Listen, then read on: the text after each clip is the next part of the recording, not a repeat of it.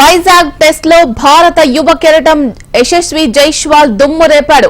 Opener గా batting కు దిగి అజేయంగా టీమ్ స్కోర్ ను పరుగులు పెట్టిస్తున్న జైస్వాల్ కెరియర్ లో తొలి డబుల్ సెంచరీ నమోదు చేశాడు.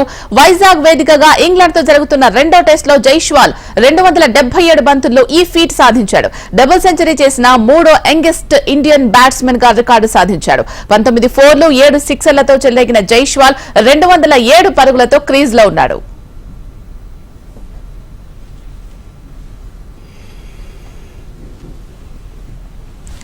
వైజాగ్ టెస్ట్ లో భారత యువ కెరటం యశస్వి జైస్వాల్ దుమ్ము రేపాడు.